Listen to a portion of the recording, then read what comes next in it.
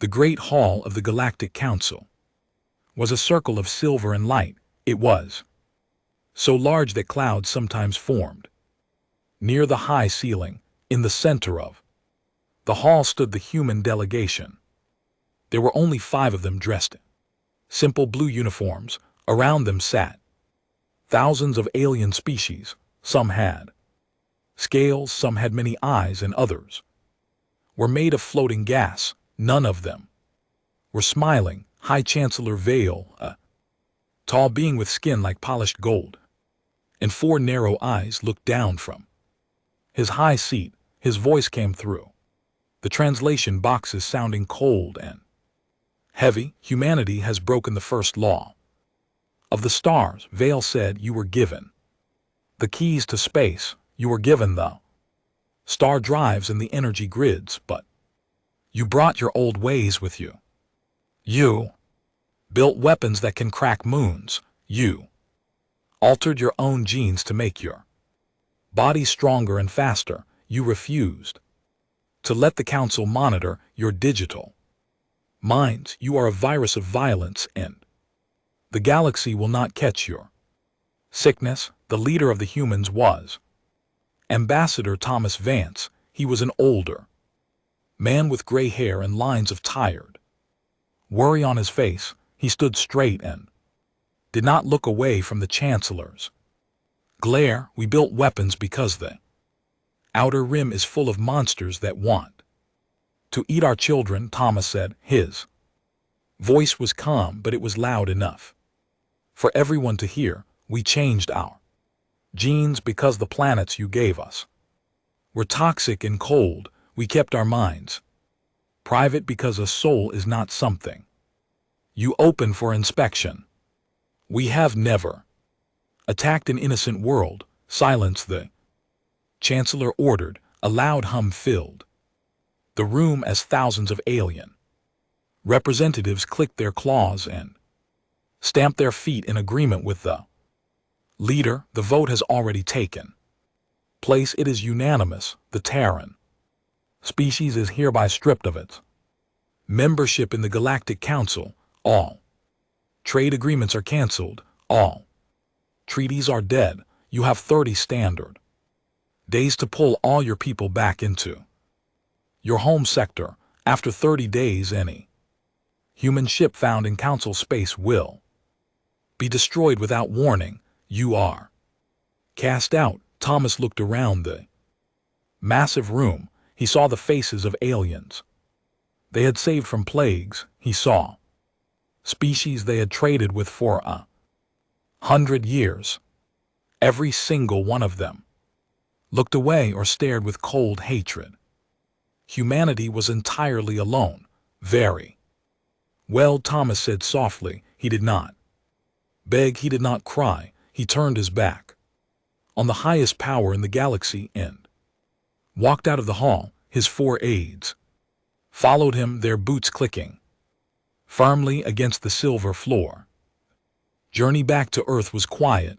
The human transport ship was small, and outside its windows the bright lights of the hyper lanes began to switch off.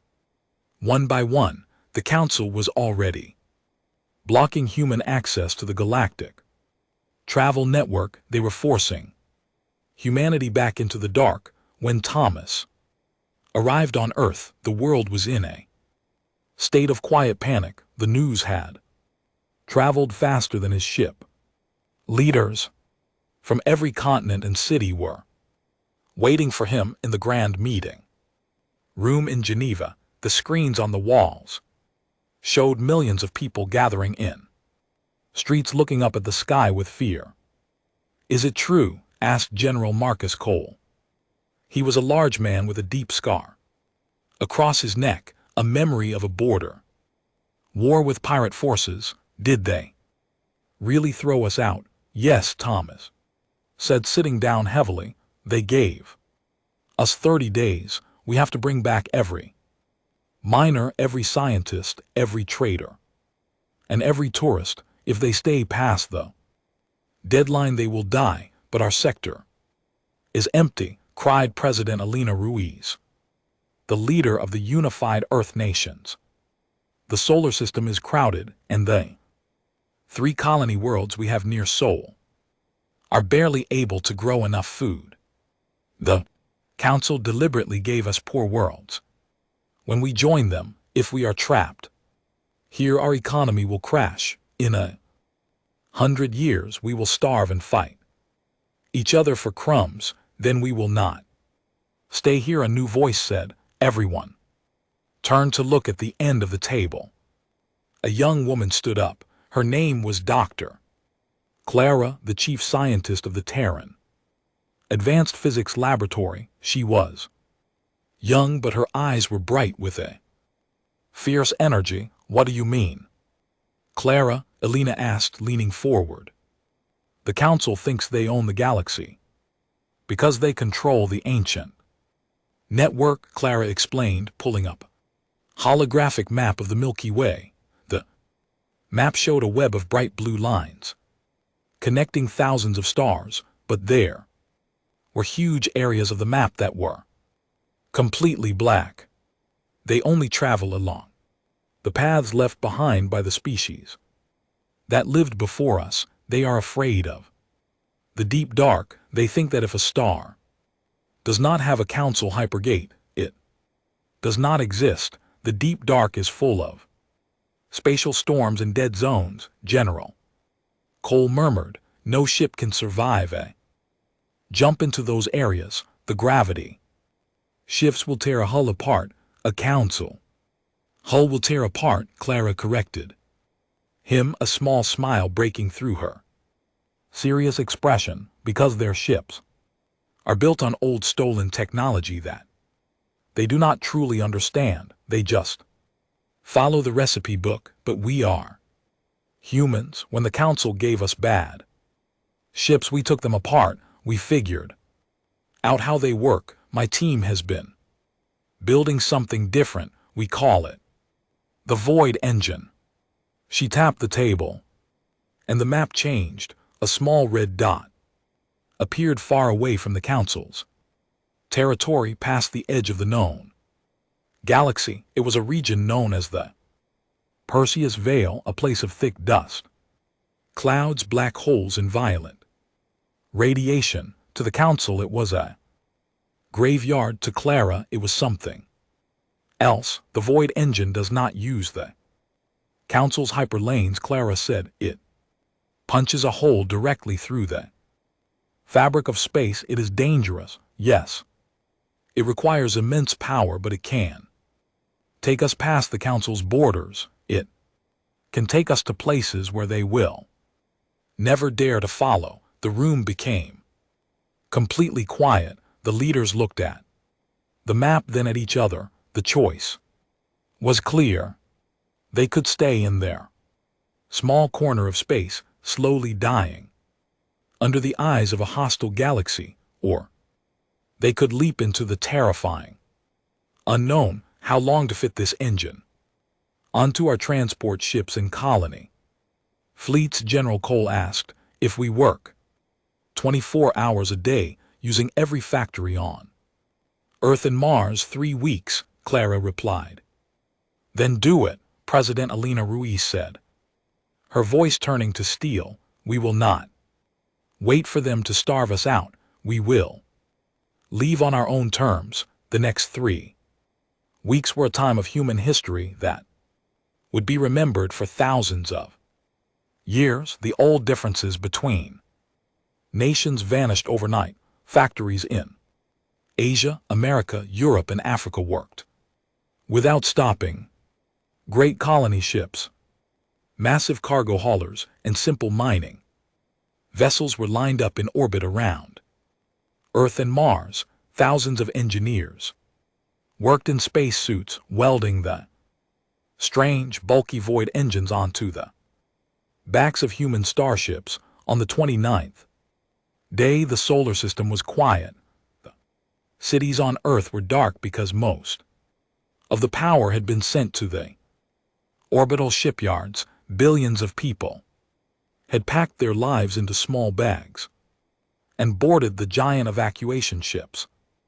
Nobody wanted to be left behind under the shadow of the Council's threat. In his flagship, the Vanguard, General Cole watched the radar screens. A fleet of Council warships had appeared at the edge of the solar system. They were sleek silver ships shaped like hunting birds, their weapons glowing with a cold blue light. They had come to watch the humans leave or to kill them if they failed to move. High Chancellor Vale's face appeared on the Vanguard's main screen. Your time is up, humans. Leave the sector immediately, or you will be fired upon. General Cole looked at the alien leader. We are leaving, Chancellor, and we are taking everything with us. Where will you go? Vale asked, his voice full of cruel amusement. You cannot survive without our trade. You cannot live on the rocks of your own small home. You will crawl back in a few years, begging for our mercy. Do not hold your breath, Cole said. He cut the transmission. He turned to his crew. Activate the void engines. All ships jump on my mark. Across the human fleet, thousands of strange boxy engines began to glow with a deep, angry purple light. The space around the ships began to twist and bend. To the watching Council warships, it looked like the universe itself was tearing open. 3, 2, 1, jump, Cole commanded with a flash of purple light that lit up the entire solar system.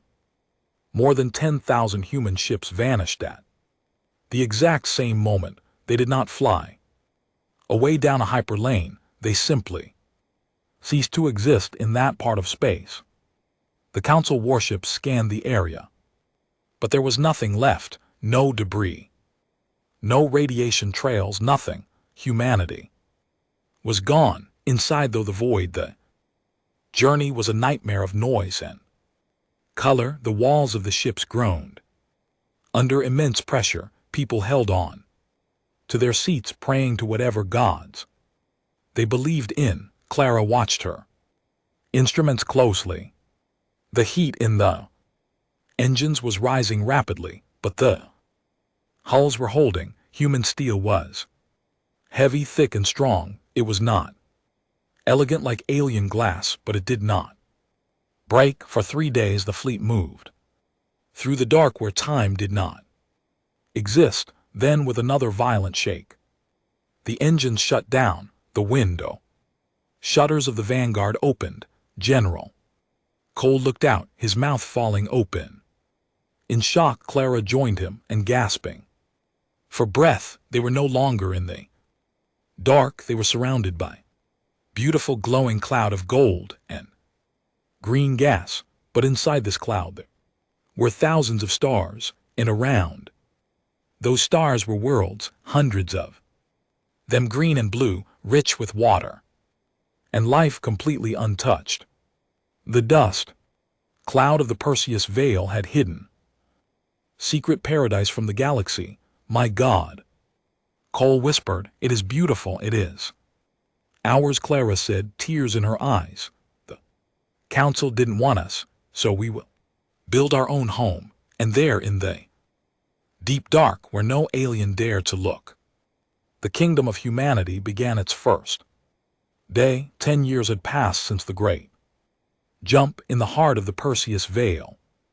What was once a fleet of refugees had become something magnificent. The humans did not build separate nations or fight over borders anymore. The pain of being cast out had welded them into a single, unbreakable people. They called their new home the Terran Kingdom. The capital world was named New Avalon. It was a massive planet, larger than Earth, with 3 silver moons and oceans that glowed softly under the light of a golden sun. Where there had once been wild forests and empty plains, a great city now stood. It was not made of the cold, delicate glass preferred by the Galactic Council. It was built of dark, gray stone, heavy steel, and warm Timber, the buildings were grand and tall, built to last for generations. In the center of the city stood the keep of the first king the people had chosen, Thomas Vance, to be their leader, not as a president but as a king. They wanted someone who represented stability, a father figure for a species that had lost its home. Thomas sat at a long wooden table in the great hall, looking at reports from the outer sectors of the kingdom. "We have finished the orbital shipyards around Nova Scotia, General Marcus Cole said, walking up to the table. He looked older now, his hair completely white, but his posture was as straight as a sword. He wore a dark blue uniform with gold trim, the uniform of the Royal Terran Navy. "We are now producing 20 heavy cargo ships and 5 security frigates every month. Our steel production has tripled since we tapped the iron asteroids in the third ring." "The farms?" King Thomas asked, his voice deep and warm. "The soil on New Avalon and the sister world of Data is incredibly rich," Your Majesty replied. Queen Elena, who acted as the head of the Civil Council, "We are growing more food than we can eat. The storage domes are full. For the first time in human history, no child goes to bed hungry anywhere in our territory. We don't need the Council's trade. We never did." Thomas smiled, but his eyes remained watchful. "And what of doctors' work? Have we secured our borders? The void gates are active," a voice called out from the doorway. Clara walked into the room. She was no longer the young scientist in a lab coat. She was now the grand scholar of the kingdom, wearing a long robe of deep purple, though she still had grease on her fingers from her latest experiments. "We have placed hidden scanners all along the edge of the Perseus Veil. If any council ship tries to enter the dust cloud, we will know before they even cross the boundary. Furthermore, our void gates allow our ships to travel between our 20 colony worlds in minutes, completely bypassing the need for hyperlanes." "Good," Thomas said. "The council thinks we are dead or starving. Let them keep thinking that. Peace is a rare gift, and I want our people to enjoy it for as long as possible. But peace is a fragile thing in a universe full of greed. Far outside the borders of the Terran kingdom, the galaxy was changing. The Galactic Council had grown arrogant.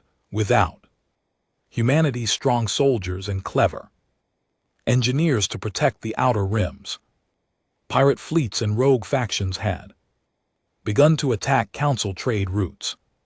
The Council's sleek, beautiful ships were excellent for show, but they were weak in a real fight.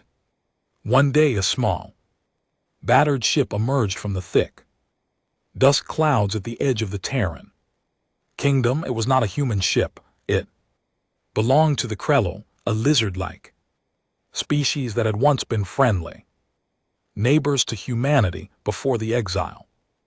The ship was burning, its engines spitting sparks, and its hull was covered in scorch marks. 2 Royal Navy frigates immediately surrounded the alien vessel. The human captains were cautious, but when they heard the distress call, they did not fire. "Help us," the Krell captain cried through the radio, his voice shaking with terror. "The Council has abandoned us. The blood raiders are destroying our world. We remember the humans. We remember your kindness. Please save us." Krell's ship was towed to an orbital station, and its crew was brought down to New Avalon. The Krell captain, a small reptile named Turk, knelt before King Thomas in the Great Hall. His scales were dry, and he was wounded.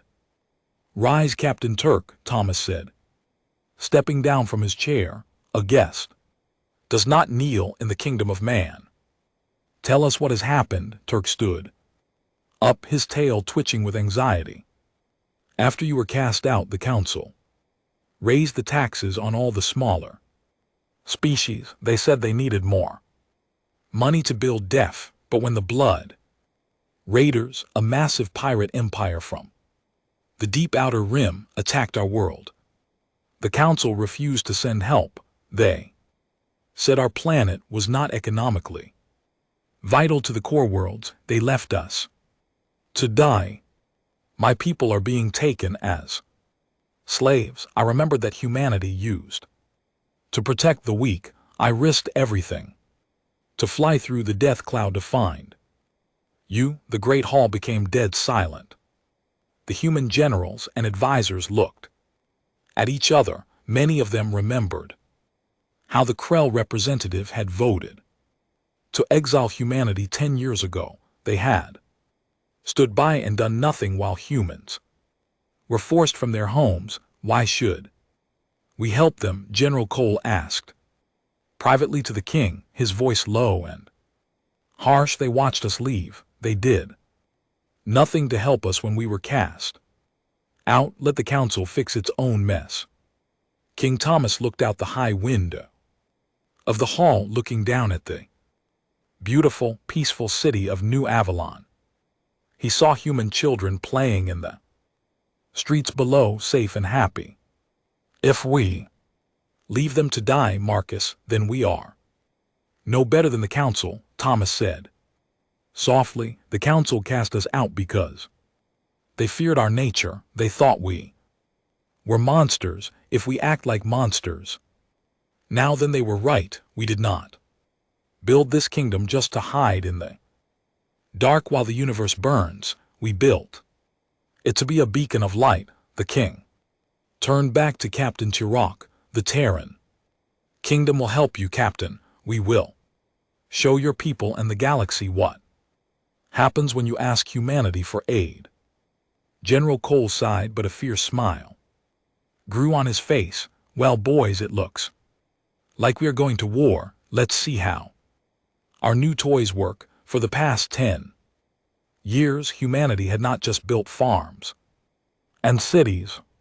They had also built a military designed for a single purpose: to ensure that no one could ever force them into exile again. They had created the dreadnoughts, massive warships 3 times the size of anything the council possessed. These ships were covered in thick layers of heavy iron alloy armor and carried weapons that fired solid slugs of metal at near the speed of light. They did not use the elegant plasma weapons of the aliens. They used raw kinetic force. The flagship of the fleet was the King George. It was a mountain of black steel, 2 km long, with a massive void engine humming in its belly. General Cole took command of the rescue fleet, consisting of the King George and 12 heavy cruisers. Captain Turk boarded the flagship, his eyes wide with amazement as he looked at the sheer size and power of the human technology. Your ships, they are so heavy, Turk whispered. They look like they belong on the ground, not in the stars. They fly just fine, son, Cole said, patting the metal console, and they don't break when someone shoots at them. Hold on to something. We are skipping the hyperlanes. The 13 human ships activated their void engines. The space in front of them tore open in a flash of purple light, and the fleet plunged into the dark. A few hours later, near the Krell home planet of Sorrows, a scene of terrible destruction was taking place. Fleet of 50 pirate ships, Uli jagged vessels made of junk and stolen armor, was bombarding the planet. Fires burned across the green surface of the world. The pirate leader, a giant alien with 4 arms, laughed as his ships captured fleeing civilian transports. Suddenly, the space above the planet shook. 13 Purple tears opened in the sky. Out of the tears stepped the human fleet. They did not arrive at the edge of the system. They arrived directly in the middle of the pirate formation. There, black holes blocking out the starlight. The pirate leader stops laughing. What are those? Those are not council ships. This is General Marcus Cole of the Royal Terran Navy. A voice boomed over all radio channels. You are attacking. Friends of the kingdom, drop your shields and surrender, or we will erase you from the sky. The pirate leader roared in anger and ordered his ships to attack. Hundreds of plasma beams hit the side of the King George. The energy flashed against the human armor, melting the out but doing no real damage. The thick steel plates absorbed the heat easily. Our turn, General Cole said. Calmly, fire all kinetic batteries. The human ships did not fire bright light beams. They fired heavy solid metal slugs. The sound of the massive cannons vibrating through the hull was like thunder. The slugs traveled so fast they could not be seen. When they hit the pirate ships, they did not just drain the shields, they tore right through them, punching clean holes through the alien holes, causing the pirate vessels to explode from the inside out. In less than 10 minutes, half of the pirate fleet was turned into floating scrap metal. The remaining pirate ships turned and fled in absolute terror, jumping away into hyperspace as fast as their engines could carry them. The Krell people on the planet below looked up at the sky in wonder. The monsters that had been destroying their world had been broken in minutes by a mysterious, powerful fleet of black giants. Captain Turk wept with joy as he saw his home world saved. He turned to General Cole and fell to his knees. Thank you, human. The galaxy forgot you, but you did not forget mercy. Cole helped the alien up, a grim smile on his face. Go tell your people that humanity is back and we have built our own kingdom. The news of the Battle of Sorrow spread across the galaxy like wildfire. It was a shock to the system. For 10 years, the Galactic Council had told everyone that humanity was a dead species, a group of violent savages who would starve in the dark corners of the universe. Now story spreading of massive black ships made of iron, weapons that could shatter cruisers in a single shot, and an army that traveled without using the Council's hyperlanes. In the High Hall of the Galactic Council there was chaos. Representatives from hundreds of smaller worlds were shouting and slamming their fists on their desks. You told us they were gone, shouted the representative of the Valori. Bird-like, but they just saved the Krell. The pirates were destroying a world and the Council did nothing. The humans came out of nowhere and destroyed 50 enemy ships in minutes. We want protection or we will leave the Council. 2. High Chancellor Vale struck his golden gavel against the desk, his 4 eyes burning with rage. Silence. The humans are a lawless threat.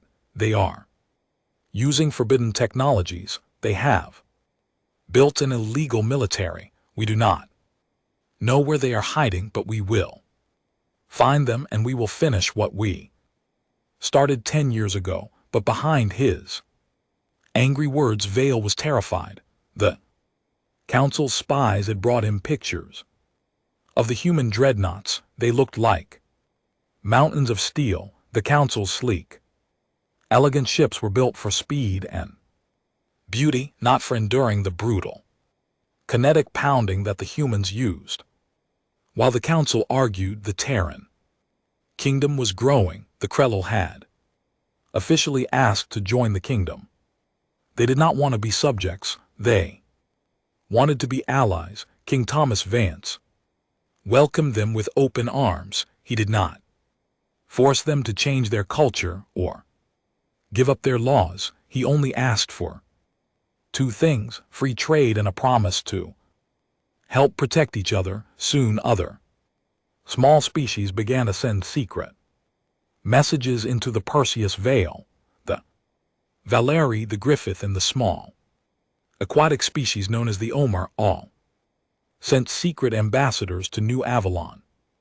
They were tired of the council's high taxes and lack of protection. They saw the human kingdom as a place of safety, freedom, and strength. King Thomas sat in the grand council room of New Avalon, surrounded by human leaders and the new alien ambassadors. The room was warm, filled with the smell of fresh food and the sound of soft music. It was a sharp contrast to the cold, sterile hall of the Galactic Council. "We welcome you all," King Thomas said, standing at the head of the table. He wore a simple golden crown, but his clothes were still those of a practical leader. "The council told you that space belongs to them. They told you that you must obey their rules or be left to die. We believe that space is big enough for everyone to be free. The Terran kingdom is not an empire. We do not want to rule you. We want to stand beside you." The Valeri ambassador, a proud bird with blue feathers, bowed his head. "King Thomas, the council is preparing for war. They are gathering a massive fleet. Chancellor Vale is calling it a peacekeeping force, but we know the truth. They are going to search the edges of the galaxy until they find your home. If they find you, they will destroy everything you have built." General Marcus Cole leaned forward, his large hands resting on the table. "Let them try. Our scanners show that their fleet is large. Yes, they have 500 ships, but their ships are built like glass toys. They use shields that can stop plasma, but they have no defense against a 2-ton chunk of iron flying at 30,000 ms. We must not be arrogant, Marcus," Dr. Clara Elson warned, stepping up to a large holographic projector. "The council has one advantage: numbers. If they find our colony worlds, they can overwhelm our defense stations before our main fleet can arrive, and their hyperlanes allow them to move quickly between the core systems." "Then we change the map," Clara said, her eyes flashing with excitement. She tapped the projector, and a map of the Galactic Council's territory appeared. "The Council relies entirely on their hyper gates. These gates are ancient machines that open the lanes. If we can place a device near a hypergate, we can send a high-frequency void signal that will temporarily shut the gate down. We can split their big fleet into small pieces. We can lock them in their own rooms." "Is that possible?" King Thomas asked. "Yes, but it requires a secret mission," Clara explained. "We need to plant these signal boxes on 3 major hypergates at the edge of Council space. If we do that, their fleet will be trapped in the core worlds, unable to move out to attack our new allies or search for us." "I will lead the mission," said a young woman sitting near General Cole. Her name was Captain Sarah Vance. She was the king's daughter, a brave pilot who had grown up in the years following the exile. She had her father's calm determination and her mother's sharp mind. "Sarah, it is too dangerous," King Thomas said, his heart aching at the thought of losing his only child. "If you are caught by the Council, they will execute you as a rebel and a spy." "Father, the Council cast us out when I was a child," Sarah said, looking directly into her father's eyes. "I remember the fear on people's Faces. I remember how cold it was in the dark when we didn't know if we would find a home. We have built something beautiful here. The aliens who are joining us are doing so because they trust us to protect them. I am a pilot of the Royal Navy. It is my duty to ensure our future is safe. Thomas looked at his daughter for a long time. He saw the strength of humanity in her face, the refusal to back down, the courage to face the dark. He slowly nodded. Very well, Captain Vance, the king said, his voice thick with emotion. Take the Shadow, our best stealth frig. May the light of Earth guide you. The Shadow was a new kind of ship. It was small, completely black, and used a special hull coating that absorbed all radar and light. It did not use a standard engine. It drifted through space like a ghost, silent and invisible. 2 days later, Sarah and her small crew arrived at the first target, the hypergate of the Vega system. It was a massive silver ring, floating in space, surrounded by council guard ships. The guard ships were beautiful, but their crews were lazy, confident that no one would ever dare to approach a council facility. Move us in close, Sarah whispered to her pilot. Keep the systems at 0 emissions. The Shadow drifted past the sleek alien cruiser, so close that Sarah could see the lights inside their windows. Her heart pounded in her chest, but her hands were steady on the controls. Human spacewalker stepped out of the airlock, floating silently through the dark. He attached a small black box to the side of the giant silver ring, then floated back inside. First box is set, the crewman reported. Good, move to the next target, Sarah ordered. For 5 days, Shadow played a dangerous game of hide and seek with the Council Navy. They planted the second box at the Deneb Gate and the third at the Orion Gate.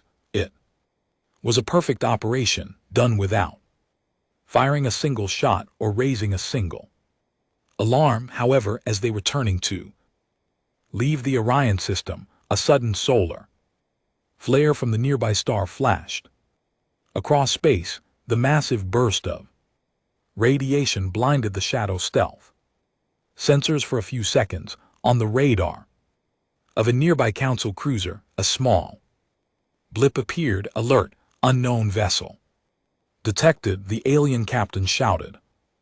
Fire a tractor beam. Capture them. Bright beam of blue energy shot out from the council ship, locking onto the Shadow. The little human ship shook violently as it was pulled toward the giant alien cruiser. Captain, we are caught, the pilot cried. Our engines don't have enough power to break the beam. Sarah Vance did not panic. She looked at the giant alien ship on her view screen. She knew that if they were captured, the council would find the signal boxes and the plan would fail. The Terran kingdom would be exposed. Low to the kinetic torpedo, Sarah said, her voice dropping to a calm, icy whisper. But Captain, we are a stealth ship. If we fire, our location will be completely revealed to every ship in the system. Then we make sure they don't have time to do anything about it, Sarah said. Target their tractor beam projector. Fire a single heavy metal spike shot out from the front of the Shadow. It didn't flash or glow. It simply struck the council ship's tractor beam dish at incredible speed. The dish shattered into a million pieces. The blue beam snapped. Engage void engine now, Sarah yelled. Before the council ships could fire their weapons, the Shadow tore a hole in space and vanished in a cloud of purple sparks. Back on the council cruiser, the alien captain looked at his broken sensor screens in absolute disbelief. A tiny ship had just destroyed his main weapon with a piece of flying metal and then disappeared into thin air. Sarah's mission was a success. The traps were set. The alliance of the weak was forming under the banner of the Human King, and the Galactic Council had no idea that their doors were about to be locked. High Chancellor Vale stood before his grand fleet, 500 warships shining like silver. Jewels were lined up in the space. The core worlds, this was the largest army the Galactic Council had gathered. In 200 years, they were ready to sweep the galaxy, find the hidden humans, and destroy them completely. The hour of cleansing has arrived, Vale announced to his fleet commanders over the secure network. The humans have infected our subject worlds. They have convinced the Krell and the Valari to rebel against our rule. We will find their hidden nest. We will burn their worlds, and we will remind the galaxy that the Council is the supreme authority. Forward, the massive fleet began to move toward the outer hypergates. They intended to use the gates to jump across the galaxy in a matter of hours, crushing any rebellion before it could start. But as the first group of Council warships approached the Vega hypergate, the giant silver ring suddenly began to shake. The blue light inside the ring turned a dangerous, violent red. Sir, something is wrong with the gate, an alien technician shouted from the control room of the flagship. The energy frequencies are twisting. It's an external signal. It's overriding our computers. In a flash of purple light, the Vega hypergate shut down. The light died, leaving only a cold ring of dead metal. Moments later, messages flooded in from the other sectors. The Dem Gate was dead. Orion Gate was dead. The entire hyperlane network that connected the Council to the outer rim had been cut off. The giant silver fleet was suddenly trapped in its own home territory, unable to move out into the wider galaxy. How is this possible? Chancellor Vale roared, slamming his golden fist into his desk. Who did this? The humans' chancellor, a cold voice said. Vale turned to his main view screen. The screen cracked with static, and then the face of King Thomas Vance appeared. He was sitting on his stone throne in New Avalon, looking calm and powerful. Hello, Chancellor Vale, Thomas said. His voice was heard not just by the Chancellor, but by every ship in the Council fleet and every world in the core systems. Humanity had hacked their communication. Clear's throat network. 10 years ago, you cast us out into the dark. You told us we were a disease. You thought we would die without your walls and your trade. Human barbarian. Vale spat.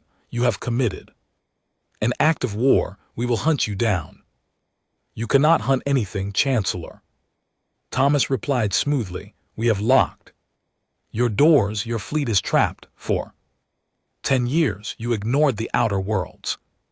You let pirates attack them while you took their taxes. Now those worlds have chosen a new protector. The Krell, the Valari, the Grai, and 20 other species have joined the Terran Kingdom. We are no longer a group of refugees.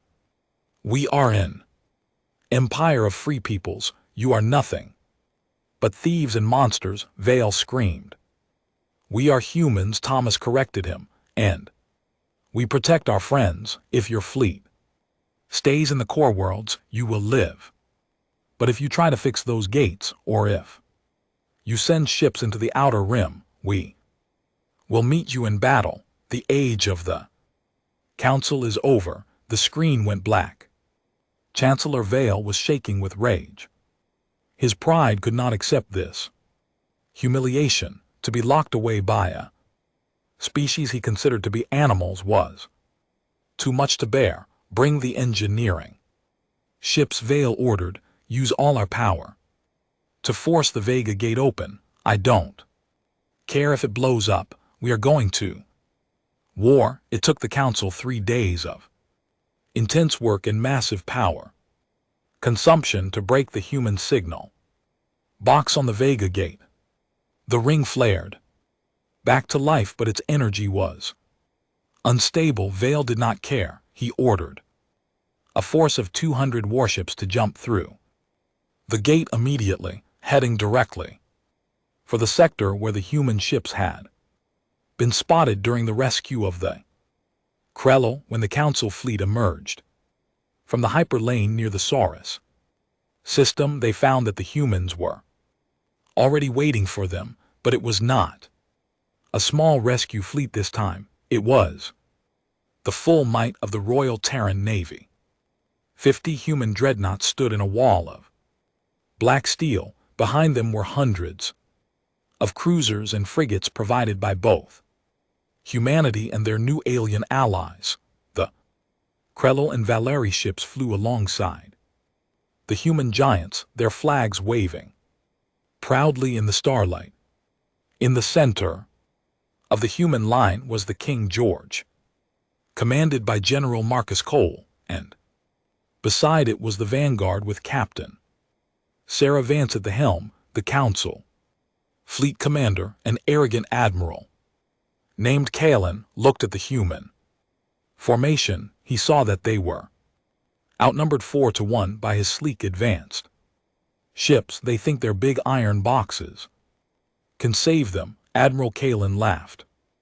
All ships advance, fire all plasma cannons, show them the power of the council. The Silver Fleet moved forward like a wave of light. Hundreds of bright blue plasma beams shot out from their ships, crossing the dark space and striking the human line. The sky was filled with blinding flashes of energy. Inside the King George, the alarms were chiming, but there was no panic. Shields are down to 80%. Armor is holding at 99%. The officer reported. The alien plasma is heating the outer plates, but the cooling systems are handling it.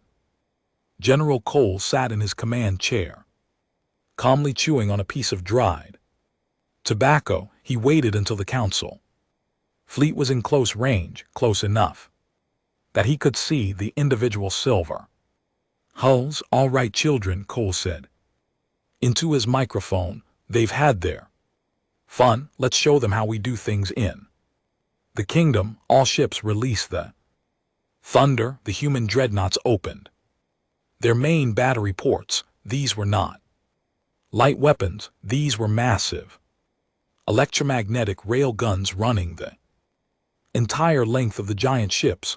When they fired, spaces itself seemed to shake. Hundreds of heavy tungsten slugs, each the size of a large house, were launched at a fraction of the speed of light. They hit the council fleet like a solid wall of iron. The elegant silver shields of the alien ships did not stop them. The shields were designed to deflect energy, not to stop 1,000,000 tons of fast-moving metal. The slugs smashed through the shields instantly. They hit the beautiful silver holes, crushing them like empty tin cans. Single shot from a human dreadnought went right through a council cruiser, from front to back, splitting the ship in half before exploding its reactor. The space was filled with bright white explosions as dozens of council ships were destroyed in the first seconds of the human attack. What is happening? Admiral Kalen screamed as his flagship shook violently. A slug had just torn away his left engine wing, leaving the ship spinning out of control. Our shields are useless. Their weapons are primitives. Why are they killing us? Because metal doesn't care about your beauty, alien, General Cole said. Though Kalen could not hear him, the battle was a complete disaster for the council. The Human ships were too tough to kill, and their weapons were too destructive. The alien fleet, which had never fought a real war against a strong enemy, fell into a panic. Ships began to crash into each other as they tried to turn around and flee back to the hypergate. Captain Sarah Vance brought the vanguard right into the middle of the retreating enemy. Her quick, agile frigate used smaller kinetic cannons to disable the engines of the fleeing ships, trapping them in the sector. "This is Captain Sarah Vance," she announced to the surviving Council ships. "Drop your weapons and shut down your engines. Your admiral is defeated. If you surrender, you will be treated with honor. If you fly, you die." One by one, the silver ships shut down their lights. The Great Council fleet had been broken in less than an hour. Admiral Kalen's burning flagship was captured, and the admiral himself was brought aboard the King George. He was brought to the bridge where General Cole was waiting for him. The alien admiral was shaking, looking at the human soldiers with a mixture of fear and hatred. "You have won this day, human," Kalen hissed. "But the Council has millions of soldiers. We will never stop until you are destroyed." General Cole walked up to the alien, looking down at him with cold, hard eyes. "You see this uniform, Admiral? It's blue like the sky of the world you took from us. We don't want your millions of soldiers. We don't want your core worlds. But if you ever come back to our side of the fence, we won't just break your fleet. We will come to your golden hall, and we will pull your chancellor off his high seat." Cole turned away. "Take him to the brig and send a message to Chancellor Vale. Tell him the tax collection is closed." The victory at the Sorrow system changed the face of the galaxy forever.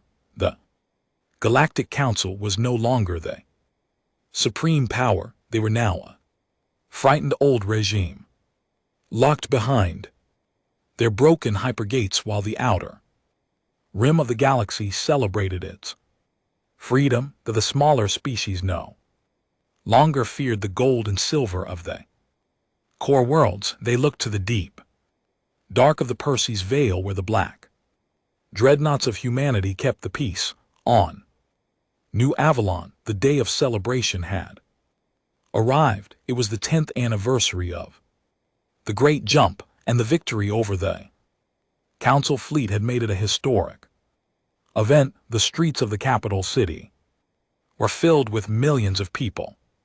Humans, Krell, Valari, Grith, and many others. They walked together, sharing food, singing songs, and waving the banner of the Terran Kingdom, which showed an image of the planet Earth, surrounded by a golden crown.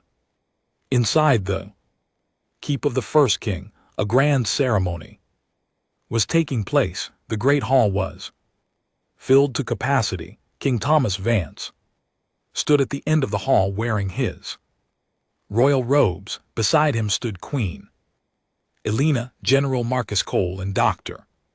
Clara. Walking down the center of the room under the proud gaze of thousands of onlookers was Captain Sarah Vance. She was dressed in her dress uniform. Her face calm and proud, she knelt before her father, Captain Sarah Vance. King Thomas said, his voice echoing through the loud hall, "For your courage in the face of danger, for your brilliant service in securing our borders, and for your defense of our allies, I hereby name you the commander of the Royal Fleet. Rise, Admiral Vance." The hall exploded with cheers and applause. The alien ambassadors clapped their hands and clicked their claws with a wild enthusiasm. Sarah stood up, a bright smile on her face, and saluted her father, then turned to face the crowd. Later that evening, the celebration moved outside. The 3 silver moons of New Avalon shone brightly in the night sky, and the golden clouds of the Perseus veil glowed, softly casting a beautiful light over the entire planet. Fireworks of purple and gold filled the air, mimicking the flash of the void engines that had brought them to this paradise. King Thomas walked out onto the high balcony of the keep, looking out over his kingdom. He looked older now, the weight of a whole species resting on his shoulders, but his heart was full of peace. General Cole joined him, carrying 2 glasses of dark human whiskey. He handed one to the king. "A good night, Your Majesty," Cole said, taking a sip. "The boys in the shipyard say we have 5 more dreadnoughts finishing construction next week.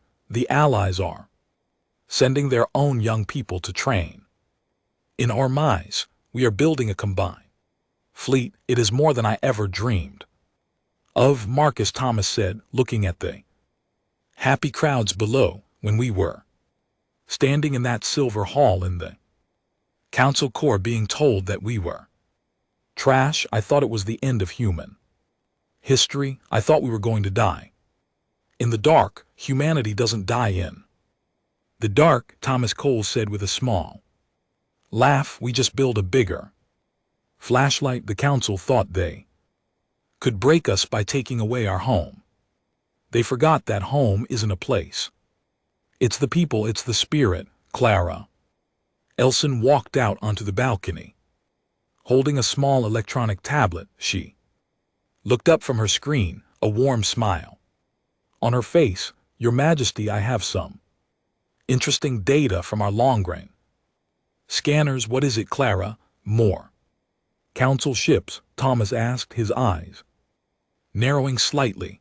"No," Clara replied, turning her screen so the kids could see. It showed a map of the galaxy, but the black areas, the unexplored zones outside council control, were beginning to open up. The council is falling apart. Several more core worlds have just cut their ties with Chancellor Vale. They are refusing to send him resources, but more importantly, our scouts have found 3 new human colony signals far to the galactic south. "Other humans?" Sarah asked, joining them on the balcony. "I thought we brought everyone with us during the Great Jump. These are the ones who were lost during the old corporate wars before we even joined the council," Clara explained. "They have been hiding in the deep space for 50 years. They heard about the Terran Kingdom. They heard about a place where humans are free and strong. They are flying toward us now. They want to come home." Thomas felt a tear slip down his cheek.